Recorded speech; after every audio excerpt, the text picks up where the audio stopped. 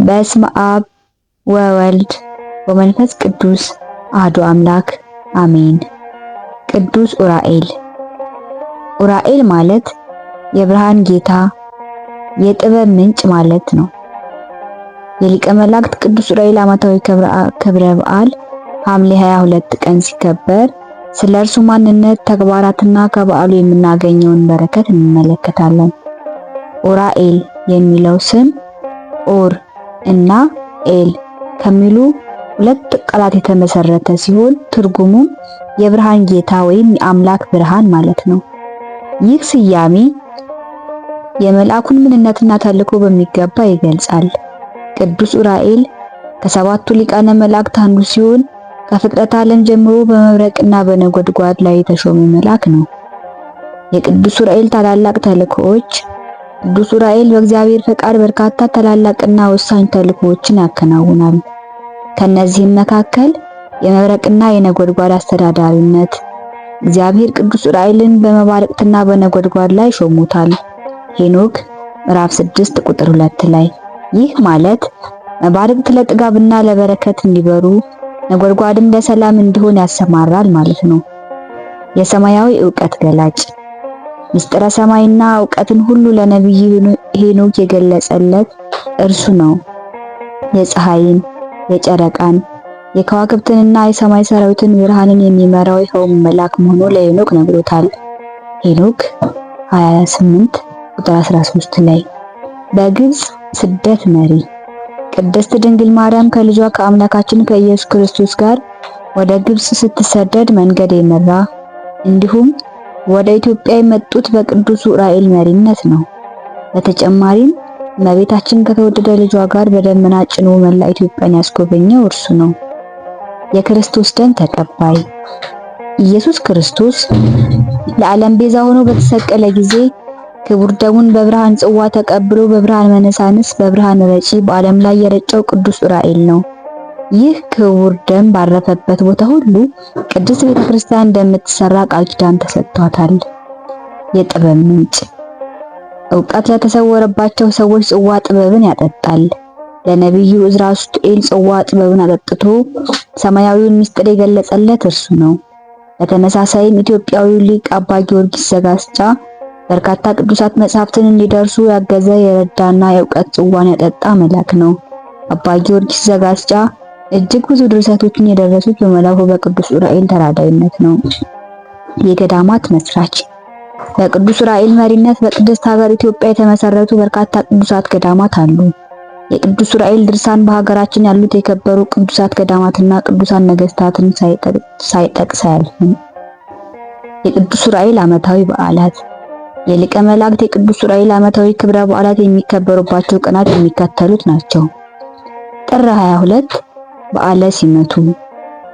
መጋቢት 27 የጌታ ደሙን ለዓለም የረጨበት። ሐምሌ 21 እና 22 ቅዳሴ ቤቱ የሚከብርበትና ለነቢዩ ዕዝራ ሱቱኤል የዕውቀትን ጽዋ ያጠጣበት ዓመታዊ በዓለ ንግሱ ነው። የቅዱስ ዑራኤል ምልጃና በረከት። ቅዱስ ዑራኤል አዛኝ፣ ሩህሩህ እና የዋህ መልአክ ሲሆን በጸሎቱ ለተማጸኑ በአምላኩ በረከትንና ምሕረትን ያስገኛል። በተለይም ሕፃናትን ይጠብቃል። የሚለምኑትን ሁሉ ይሰማል። ኃጢአተኞች ካሉበት ቦታ እኔን ላከኝ እያለ አምላኩን ይማጸናል። ይህ ዓለም በአማላጅነቱ አምኖ ጸበሉን ቢጠጣ ከክፉ በሽታ እንደሚፈወሱ ቃል ኪዳን ተሰጥቶታል። የመላእክት በዓል በምናከብርበት ጊዜ የምናገኘው በረከት ብዙ ነው። የመላእክት በዓል ማክበር ማለት በእነርሱ አማላጅነት በእግዚአብሔር ዘንድ ምሕረትን ማግኘት፣ ከክፉ ነገር ሁሉ መጠበቅ፣ ሰላምና በረከት ማግኘት ማለት ነው። የመላእክት በዓላት በእግዚአብሔርን ታላቅነትና የመላእክትን አገልግሎት የምናስታውስባቸው እንዲሁም ለምልጃቸው የምንገዛባቸው ቀናት ናቸው። ትምህርታዊ ምሳሌዎች ከቅዱስ ዑራኤል ሕይወት። የሊቀ መላእክት ቅዱስ ዑራኤል ሕይወት ለሁላችንም በርካታ አስተማሪ የሆኑ ምሳሌዎችን ይሰጣል።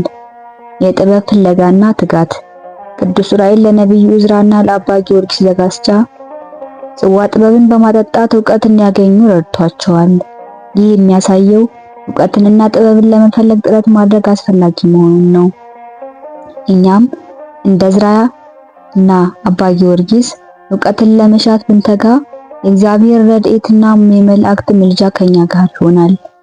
የተግባር ሰው መሆን ቅዱስ ዑራኤል በመብረቅና በነጎድጓድ ላይ ተሹሞ ለጥጋብና ለበረከት ሰላም ያሰማራ ቅድስት ድንግል ማርያምን መንገድ መርቷል። የክርስቶስን ደም ተቀብሏል። እነዚህን ሁሉ ተግባራት የሚያሳዩት የተሰጠንን ኃላፊነት በትጋት መወጣት እንዳለብን ነው።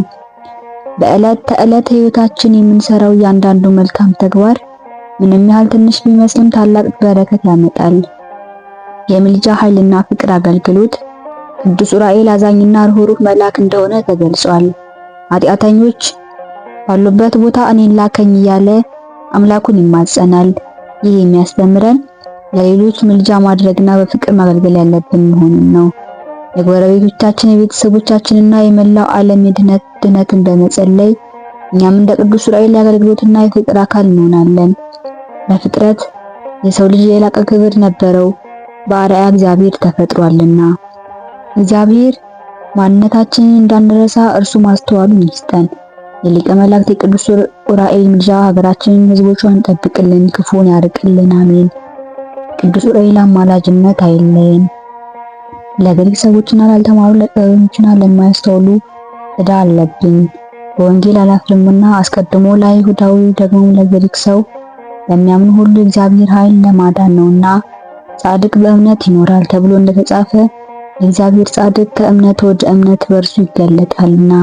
ሮሜ ምዕራፍ 1 ቁጥር 14። አባ አትናቴዎስ ወልደ ጎርጎርዮስ ሐምሌ 21 እመቤታችን በስደቷ ወቅት መንገድ የመራ ለዕዝራ ሱቱኤል የእውቀትን ጽዋ ያጠጣው ቅዱስ ዑራኤል ዓመታዊ በዓሉ ነው። ቅዱስ ዑራኤል ከገብርኤል ጋር የተሾመው ጥር 22 ዕለታት ሲሆን እመቤታችን ቅድስት ድንግል ማርያም በምትከብርበት ሐምሌ 21 ቀን አገልጋዩ ቅዱስ ዑራኤል አብሮ እንዲከብር ልጇን ለምነው በድጋሚ የተሾመበት ቀን ነች። በዚህ ምክንያት ይህችም ዕለት ታቦተ ሕግ ወጥቶ በደማቅ ሁኔታ ይከበራል።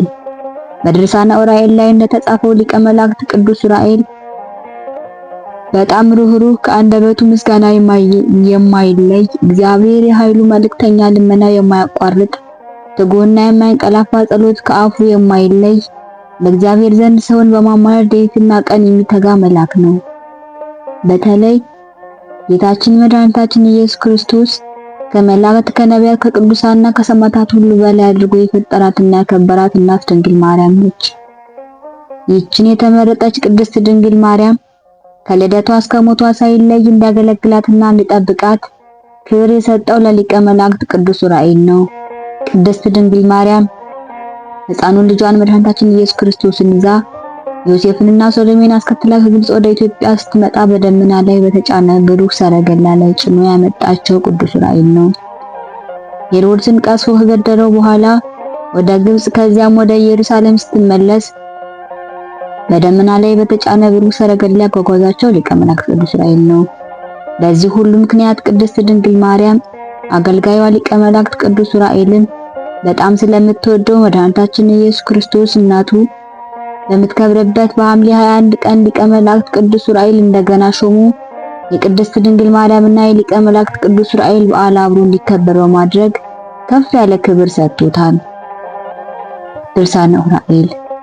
እመቤታችን ቅድስት ድንግል ማርያም ሆይ እኛን ወገኖችን ከፍዳና ከመርገም ለማዳን አካላዊ ቃል ኢየሱስ ክርስቶስ ከሥጋ ከነፍስሽ ነፍስ ነስቶ ሰው ሆነ። ሰውም በሆነም ጊዜ ንጉሥ ሄሮድስን በመንግስቴ ተቀናቃኝ ተነሳብኝ በማለት ሊገድለው በተነሳ ወቅት በስደት ከኢየሩሳሌም ከግብጽ ወደ ኢትዮጵያ መጥተሽ በቅዱስ ዑራኤል መሪነት ከምስራቅ ወደ ምዕራብ ከሰሜን ወደ ደቡብ በምትዘዋወሪበት ጊዜ የኢትዮጵያ ሕዝብ መልካም አቀባበል አደረጉልሽና በዚህም የተነሳ ኢትዮጵያ ልጅሽ ወዳጅሽ አስራት አድርጎ እንደሰጠሽ እንገነዘባለን። ተስፋችንም ባንቺ የጸና ነው። ስለዚህ ልጅሽ ወዳጅሽ በቸርነቱ ሀገራችንን ዳሯን እሳት ውስጧን ገነት አድርጎ በበረከት እንዲጠብቃትና እኛንም ወገኖችን እንደምንሽን ጸሎት ወደ ልጅሽ ወዳጅሽ ታቀርቢልን ዘንድ በማያልቀው እናትነት ፍቅርሽ እስከ ዘላለሙ እንማጸንሻለን። ስብሐት ለእግዚአብሔር ወለወላዲቱ ድንግል። ይቆየን።